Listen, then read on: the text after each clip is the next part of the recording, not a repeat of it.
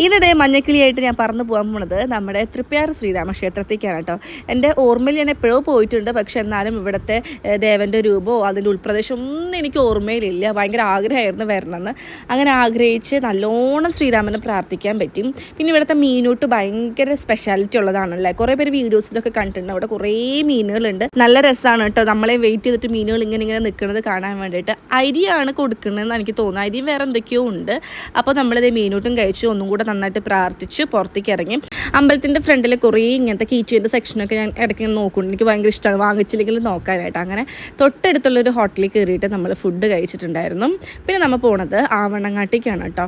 ആവണങ്ങാട്ടിൻ്റെ ഉള്ളിൽ നമുക്ക് camera allowed അല്ല. അവിടെ നന്നായിട്ട് പ്രാർത്ഥിക്കാൻ പറ്റിയിട്ടുണ്ടായിരുന്നു. അവിടെ അടുത്തൊരു താമരക്കുളമുണ്ട്. പിന്നെ പെരിങ്ങോട്ടര ദേവസ്ഥാനമുണ്ട്. സ്വർഗ്ഗത്തേക്ക് എത്തിയ അനുഭൂതി ആയിരിക്കും കേട്ടോ ഇവിടെ വന്നിട്ടുണ്ടെങ്കിൽ. അവിടെ നന്നായിട്ട് തൊഴുത് നമ്മൾ ഇറങ്ങി ക്ഷീണം മാറ്റി ഞങ്ങൾ എല്ലാവരും ഒരു സർവത്തും കൂടെ കുടിച്ചു. ഇനി വീട്ടിലെത്തിയിട്ട് വേണം സദ്യ കഴിക്കാൻ വേണ്ടി പോകാൻ.